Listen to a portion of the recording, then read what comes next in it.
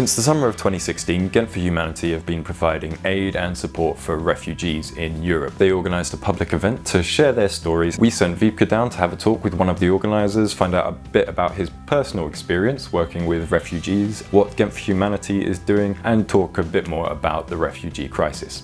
Here it is. Hi, I'm Wiebke from Classroots and I'm here with Oliver Wright from Gent4Humanity. And hi Oliver. Hello. So what is Gent4Humanity and what are your aims and activities? Well, Gent4Humanity, we are a charity. We're very much all about direct action. We are a humanitarian group, we're a humanitarian charity, so we don't lobby. We're trying to distance ourselves from politicization and trying to distance ourselves from any kind of disagreement or argument because let's face it, this is a very turbulent time, particularly in the light of Trump and the ban. So we do what we can directly. Okay. What is the purpose of Gent4Humanity, especially when it comes to the event today? Well, the purpose is definitely awareness, raising awareness. We also want to humanize this issue. As I've mentioned before, in a way, it's very important for us, we feel, to distance ourselves from the politics. No doubt today we will be talking about policies and conventions and politicians. They may come into the fold, but that's not our direction of travel. Our direction of travel and our destination is humanity, hence our name. We are all about humanization. And what are your topics for today? We will have presentations by our 6 speakers individually, respectively, on different subjects that they will be presenting on. We have an environmental health professor who has come especially from the UK. We have 2 refugees who have joined us, one of whom from the UK. And my mother, of course, the coordinator of Gent4Humanity, as well as Alex Carl, who is one of our long-term volunteers. And Joka, who is also a social worker here in Ghent, she is going to talk about some of the issues in Belgium regarding integration, policy, and some of the challenges that refugees face here specifically. We will also be dedicating a large portion of this event to the people who actually come. So a large portion of the event is a Q&A, where people can ask us questions. It's very important that it's interactive, that we can raise people's awareness, and that, you know, if they have any real pressing questions that they want to ask about this crisis, whether to us, with our involvement, or refugees themselves, they can do that. Mm-hmm. Can you tell me how Gent4Humanity has started? How did all of this begin?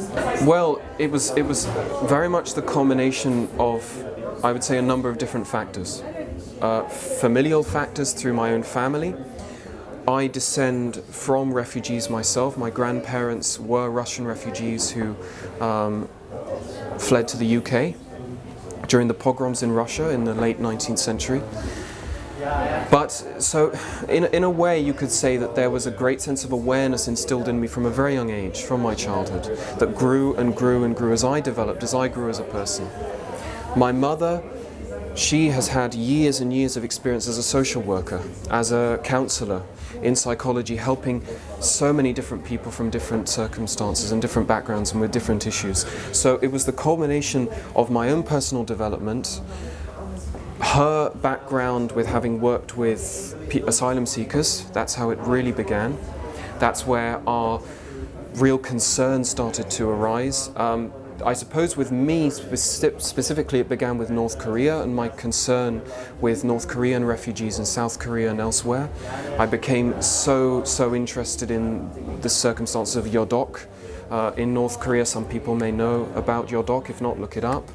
And you know, it culminated with, of course, what we know now, this unprecedented crisis that we all know about, of course, in Syria, in the wake of the Iraq war, in Afghanistan, Eritrea, Sudan, and of course the Rohingya crisis as well that is ongoing. So it was a combination of factors. Okay. How is Gent4Humanity made possible in the practical sense? Are there how are you guys financed? Are there sponsors, or are you doing that yourself? Or we wish. No, yeah. no. We are very much dependent on donations and on our volunteers. We are nothing without them. That has to be said. So no, unfortunately not. But we're growing ever more, and today is an example of that. So yeah, no, unfortunately not. Okay. So is this day today, this evening, is it about getting some people involved that are not yet to get them in the boat? Absolutely. Yeah. I mean, absolutely. I mean, if we can inspire somebody today, if we can, as I said before, enable them to walk away with a smile and with a different perspective, with a positive perspective. There will be sad facts today in the presentations. I don't doubt that. There will be sad questions asked potentially. Statistics, conventions, politicians, they may come into it, but as I said, the direction of travel of this event is humanization. So absolutely, if somebody can walk away inspired and smiling and of course interested in helping us potentially, or helping refugees generally, that would be fantastic, yes. So what are the necessary and urgent things for refugees in camps and on the streets? What is needed? Yeah. Okay, I would say healthcare, absolutely. Food, clothing and shelter. It really comes down to those things, and believe it or not, even in this country, even in this city, there are refugees who are homeless on the streets of this city. And a lot of people may say and may assume that because we live in a socialist, semi-socialist country, that all of those benefits are granted to everyone and that there's nobody with want or need, but that is not the case. There are lots of people who fall through the net.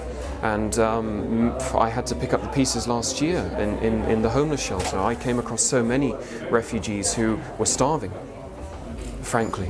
So I would say healthcare, food and clothing are crucial, as well as shelter. That's definitely an issue as well. Why is it important to distinguish the project as humanitarian? Well, in a way, it's important. We feel to give an alternate narrative. There is so much politicization of this issue. Many politicians in many countries, frankly, are playing a game with the lives of people. That's how we feel, frankly, and we want to distance ourselves from that.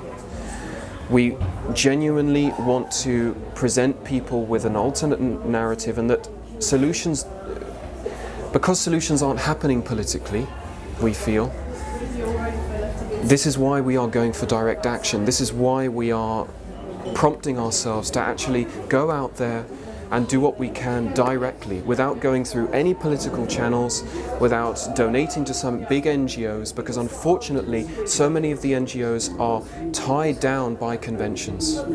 Yeah. In effect, they are strangled by many international conventions. So yes. What advice would you give to someone who wants to get involved in supporting refugees, or wants to start a similar project like you guys did? Well, I would say it begins with believing in yourself, believing that you can actually make a difference to other people's lives. I've met so many people in my life who honestly believe that so many issues are so big, so critical, that they can't make a difference, that these issues seem so much larger than them, and that's not the case. So I would say believe in yourself, also keep at it. Even if you face setbacks, even if you face discrimination, which we faced, death threats, which we faced as a charity, we have. Keep going, believe in what you're doing, because you can make a difference. What do you hope to achieve and provide in the near future? More direct aid, more awareness, and more help, as much as we can. Just keep going, just as we're doing. Just grow and grow and grow. But of course more events in Ghent, like this or similar, somewhat more radical events, you could say, where we want to involve the arts, and we've got a lot of ideas. So yeah, we've got a lot of ideas. The last question. How can people actually support the organization?